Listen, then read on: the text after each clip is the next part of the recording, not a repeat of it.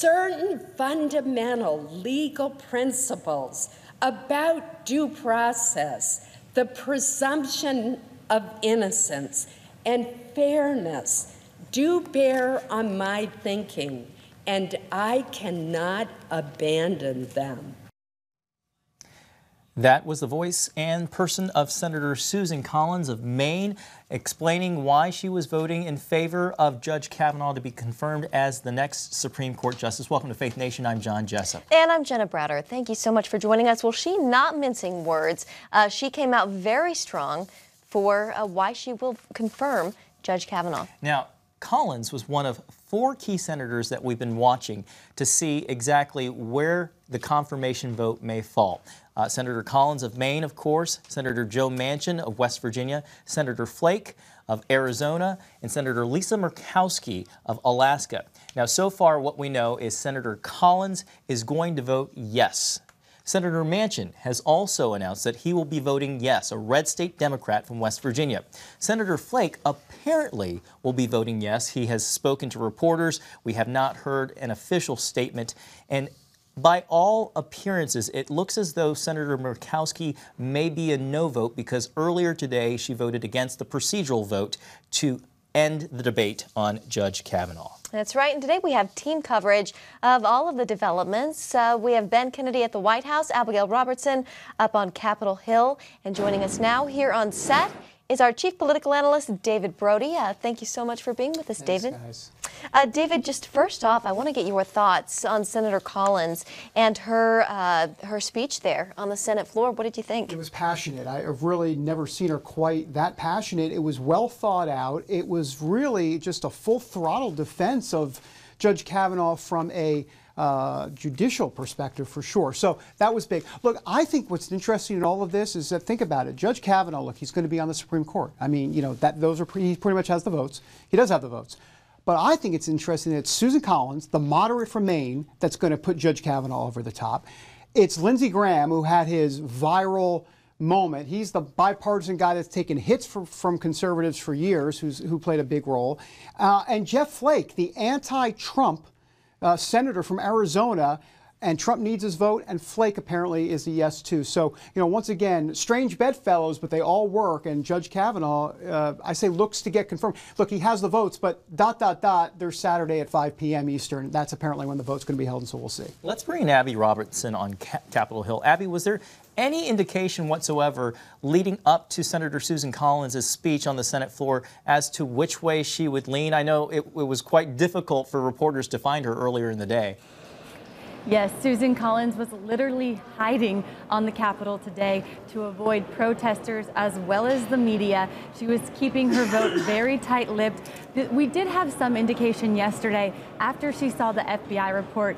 She said that she found no corroborating evidence. And in her floor speech, she mentioned how just that presumption of innocence is just so fundamentally important to this nomination process and just to our country. And yeah, so it was a huge vote today, huge announcement. And I think that people need to realize Senator Collins, she's had a very rough couple of weeks.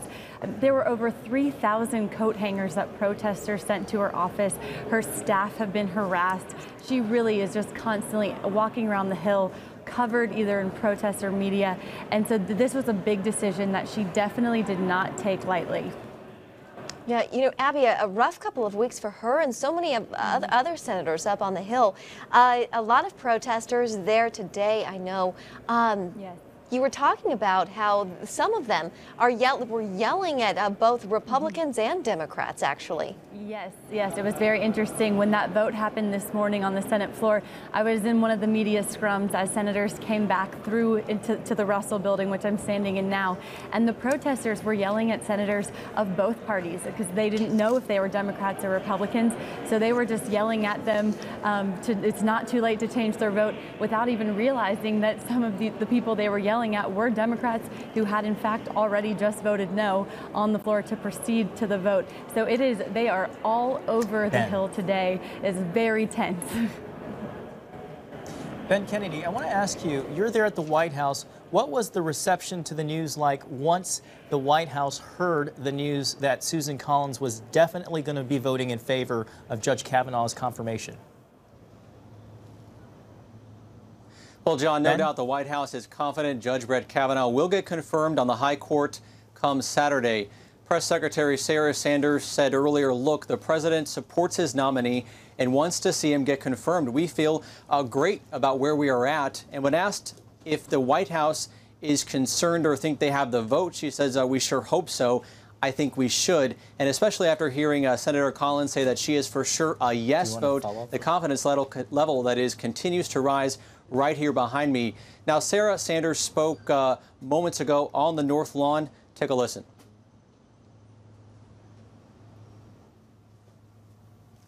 Okay, Ben, and I think we are having trouble with that bite, but we'll work on getting that. Ben, talk to us a little bit about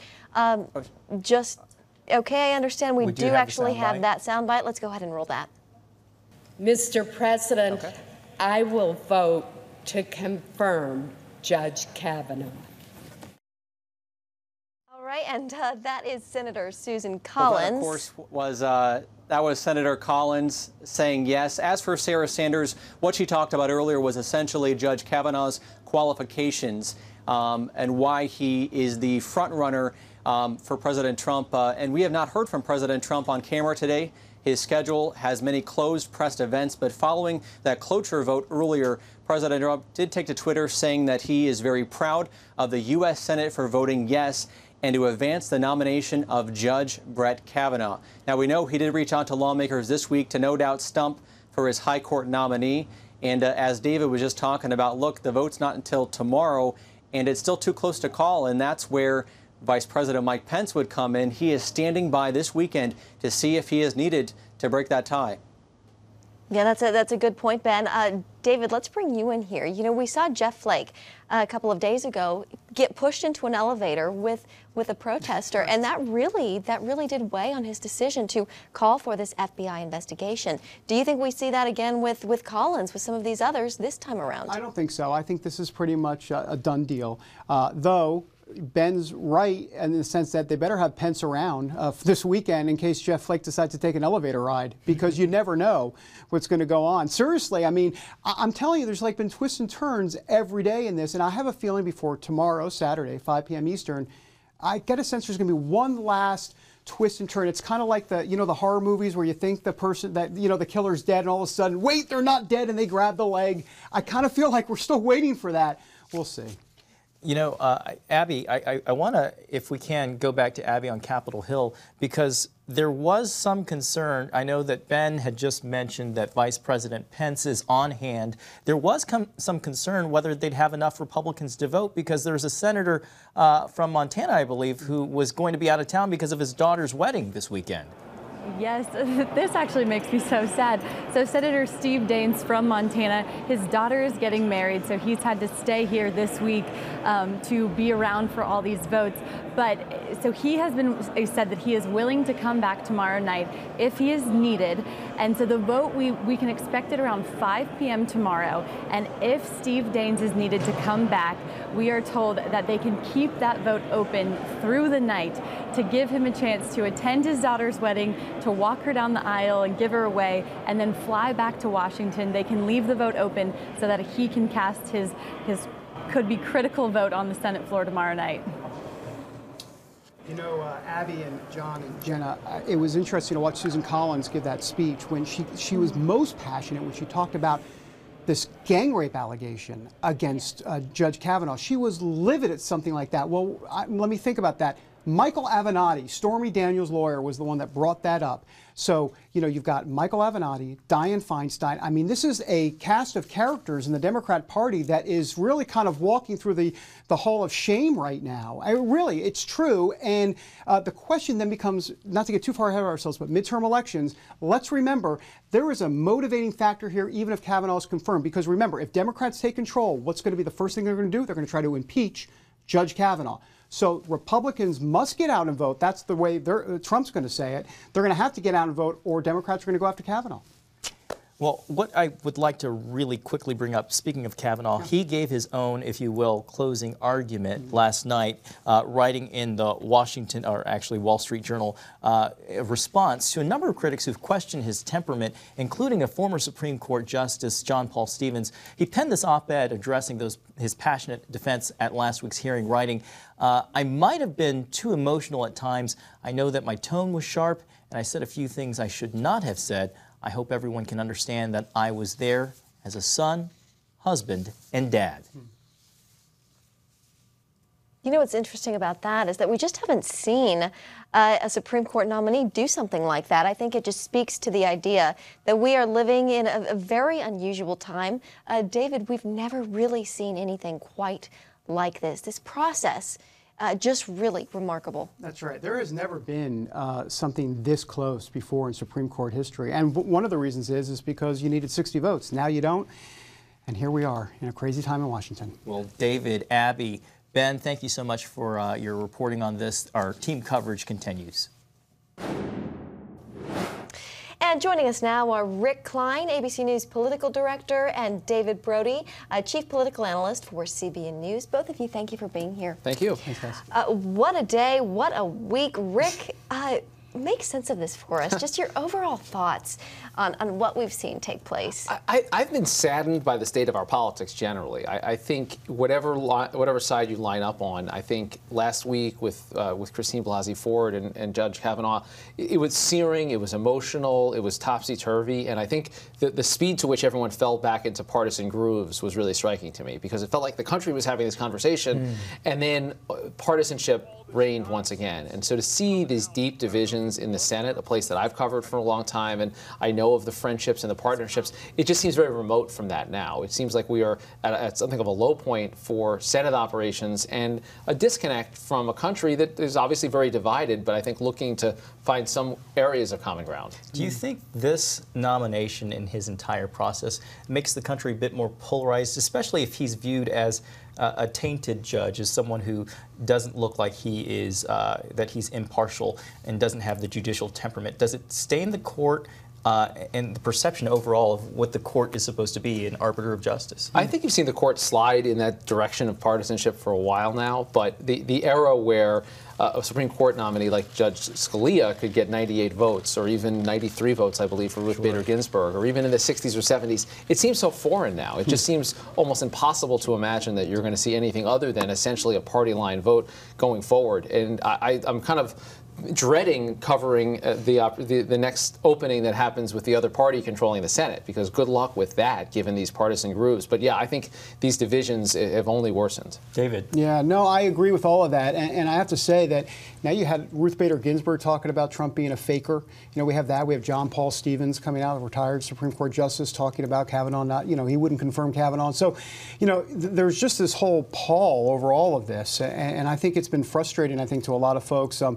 But look, this is the 5-4 decision. And I know they talk about John Roberts being the swing vote, the new swing vote, true. But this is it. I mean, and I think what makes it even more intense is that, and this is the Republicans, the conservatives will say this, is that they believe that the Democrats' playbook has been tied to the judiciary, that they have, in essence, been a legislative arm, if you will, in air quotes, as it relates to social policy in this country. So I think that makes the fight even more toxic, if you will. Yeah, David, do you think Democrats really miscalculated here? There's talk that, Republicans are fighting harder than they have in the past, and in some ways, maybe the Democrats didn't expect this. Oh, I think 100% they miscalculated. I really believe that. I think they thought that the Republicans typically have caved over the years. I mean, they just haven't had as much of a stomach for the fight, if you will. And this time it really backfired on them. I really believe that. And so, I think going forward, we'll have to see as to what the effects of Dianne Feinstein and how that. I think she really doesn't look good in all of this. I think this has been tough for her, and you know, I think that there could be some ramifications for sure. Rick, you, speaking of Dianne Feinstein, you wrote this morning about the winners being losers and the losers being winners. Tell us what you mean about that, because I feel like this kind of plays into our conversation. My sense in covering politics in 2018 is that anger is the single most unifying force, galvanizing force you can have. And if you lose a battle, there's nothing better to motivate your base to go out there and vote the next time. And by that I mean, the Republicans, they get their Supreme Court pick. That means Democrats are going to say, well, we got to go do something to try to change this. And if Democrats are able to block it, you're going to see Republicans, conservatives re-engage in a major way in the midterms, where they've been kind of thinking that, okay, things are pretty good right now. That is, to me, the most valuable currency you can have right now, is that kind of anger. So, look, the stakes are huge, and not to underplay at all what it means, as David says, that swing vote on the Supreme Court. But when you look at how this actually motivates voters, I don't know how it breaks down. I also think it's unequal. I think there's parts of the country that this is going to motivate Democrats and parts where it's going to motivate Republicans. And you're seeing senators make calculations based on that, and I think you're seeing races in both the House and the Senate tip in different directions. I would also say that I think that this is a win no matter what for the Republican Party. Look, if Kavanaugh is confirmed, obviously it's a win.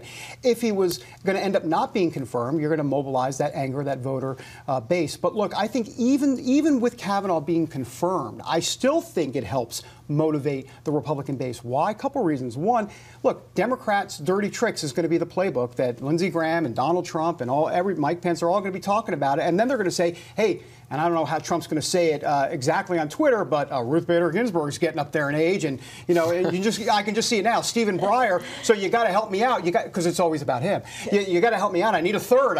And so I can just see that kind of playing out too. Let's talk about the media and the media's treatment of all of this. Rick, what are your thoughts? Has it been fair? What have you made of, especially some of the cable news coverage? Well, we've never seen anything like it. I mean, I think the idea that all of this information came in so late in the process, and a lot of that was controlled by confidentiality concerns and Senator Feinstein and her handling of this.